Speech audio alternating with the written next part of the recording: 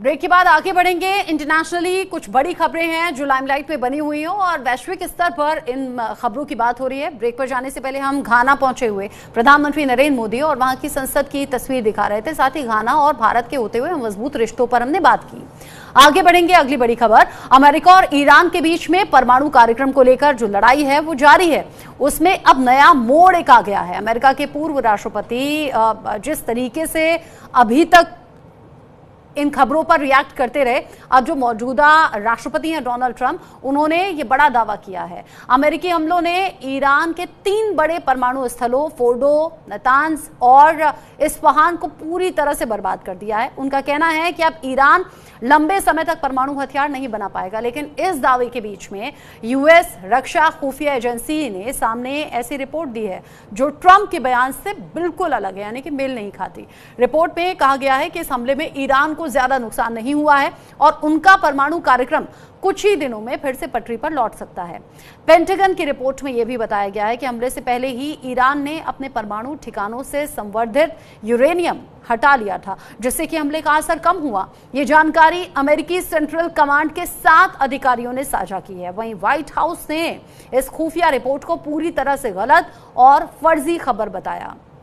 White house की press सचिव ने कहा कि यह रिपोर्ट राष्ट्रपति ट्रंप और अमेरिकी पायलटों की बहादुरी को बदनाम करने की साजिश है।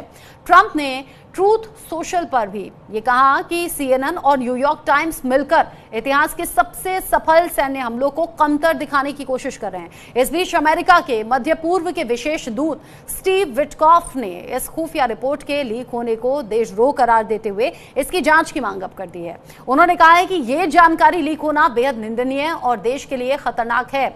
जो भी इसके लिए जिम्मेदार होगा उसे कड़ी कार्रवाई का सामना करना पड़ेगा। तो क्या सच है? क्या ट्रंप का दावा सही है या फिर खुफिया रिपोर्ट जो इस हमले की सफलता पर सवाल उठा रही है? इसको लेकर बात हम करेंगे। मेरे साथ में खास मेहमान जुड़े हुए हैं। कैप्टन आई सिंह जी भदौरिया हैं मेरे साथ में और रंजन मुखर्जी जी भी जुड़े हुए हैं। आई सिंह भदौरिया जी, ट्रंप जो कि एक के बाद एक बड़े झूठ या फिर ये कहिए झूठे दावे पिछले दिनों करते रहे और फिर वक्त के साथ में उसकी सच्चाई सामने आ गई, क्या उसी तरह इस खबर को भी देखें जिसमें दावे बड़े बड़े थे लेकिन खुफिया रिपोर्ट का दावा कुछ और है? जब सेकंड टाइम जब वो राष्ट्रपति बने हैं तो वो खुद भी नहीं समझ पा रहे कि वो क्या कह रहे हैं और क्या कर रहे हैं। अब की बार में उसकी विश्वसनीयता पे हर देश जो है ना भरोसा नहीं कर रहा है कि वो पल पल में अपने स्टेटमेंट को बदल देते हैं। तो हो सकता है कि उनकी उम्र दराज कुछ ज्यादा है तो वो खुद भी नहीं इस बात को ध्यान रख पाते या समझ नहीं पाते कि वो क्या कह रहे थे और क्या कर रहे हैं।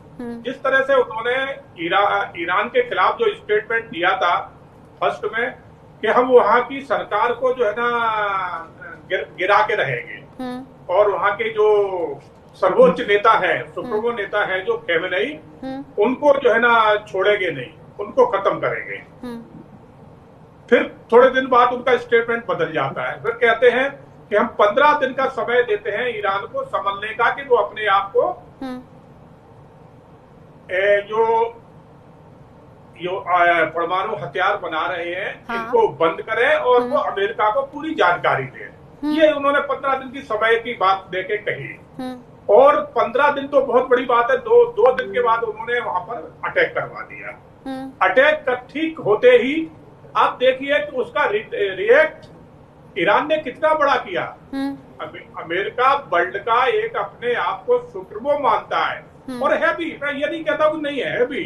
और उसकी सेना ताकतवर है, आज वो इकोनॉमी में भी जो है ना सबसे आगे है, तो हर तरह से वो ताकतवर है। मगर वहां का राष्ट्रपति अगर इतनी हल्की और इतनी छोटी बात करने लगे तो वो उसे कतई शोभा नहीं देता। जैसे ही उन्होंने अटैक करवाया ईरान पे, ईरान ने तुरंत उनके ऊपर पलटवार किया और बार भी उसने छोटा पूरा नहीं किया। 40 ठिकानों की जो है ना उनकी जहां जहां सेना रह रही थी उसमें से उसने 9 क्षेत्र चुने। कतर को लगा के, बहरीन को लगा के 9 क्षेत्र ईरान ने चुने और 9 क्षेत्रों पे जहां अमेरिका की सेनाएं और अमेरिका के एयरबेस थे उस पे उसने मिसाइलों से अटैक किया। अटैक जब आप सोचिए मिसाइलों से जब अटैक हो रहा है तो ये तो है नहीं कि मिसाइलें हवा में गई, हवा में वापस चली गई या हवा में खत्म हो गई। वो हिट हुई है तो कुछ ना कुछ तो नुकसान हुआ होगा। अगर अमेरिका के राष्ट्रपति का स्टेटमेंट आता है कि उनसे हमारा कोई नुकसान नहीं हुआ, और जैसे ही अटैक होता है उसके बाद कह देते हैं कि सीज फायर, तो ये सबसे बड़ी यहाँ पर जो है ना, यानी आप ये कह रहे हैं कि जहां ईरान ने आगे कदम बढ़ाते हुए अलग अलग देशों में जो अमेरिकी ठिकाने थे उन्हें जब टारगेट किया, उसके बाद ट्रंप ने सीज फायर का ऐलान किया, यानी कि ट्रंप भी ये जान गए थे कि ईरान सिर्फ धमकियों और चेतावनी से रुकने वाला है नहीं।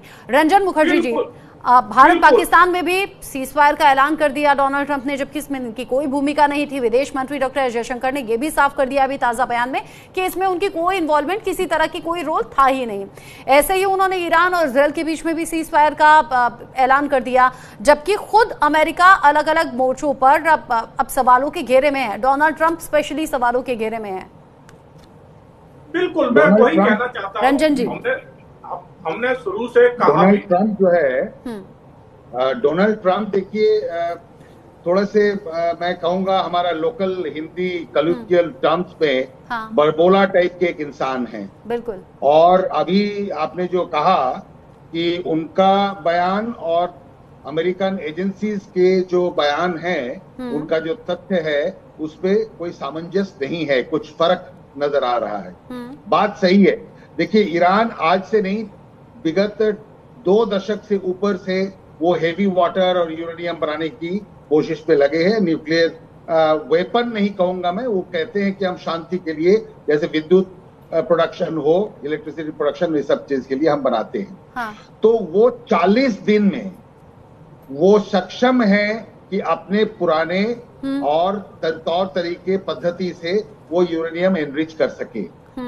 और ये भी बात तय है कि अमेरिकन अटैक से उनको बहुत कम से कम क्षति पहुंची, ये बात तो सही है।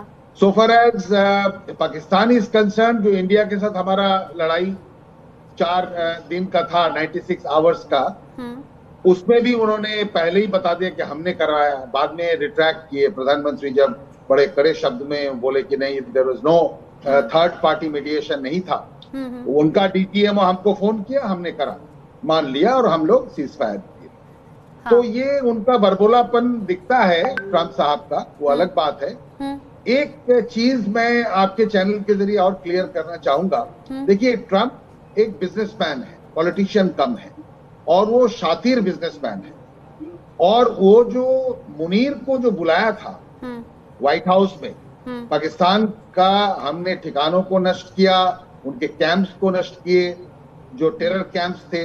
उसके बाद एक फेल्ड जनरल अपने आप को प्रमोट करता है फील्ड मार्शल, उसको व्हाइट हाउस में क्यों बुलाया और क्यों लंच खिलाया, ये बड़ी एक चिंताजनक विषय था। उसका मेन कारण कोई कूटनीति नहीं थी, उसमें खाली वाणिज्य व्यवसाय था, वो भी सेल्फ। ट्रंप के परिवार के सदस्य डील करते हैं ई करेंसी में, तो रेट्रो करेंसी में डील करते हैं। तो वो पाकिस्तान में मुनीर साहब कंट्रोल करते हैं, तो इसीलिए मुनीर को बुलाया था अपने जो ट्रेड का और उनका जो अपना सेल्फ बिजनेस का प्रमोशन के लिए। That's it. और जब बुलाया भी गया तो किस तरीके से पाकिस्तान फिर वैश्विक स्तर पर सवालों के घेरे में आया, वो भी हमने देखा। आप दोनों मेरे साथ में रहिएगा। एक और बड़ी खबर है जो लगातार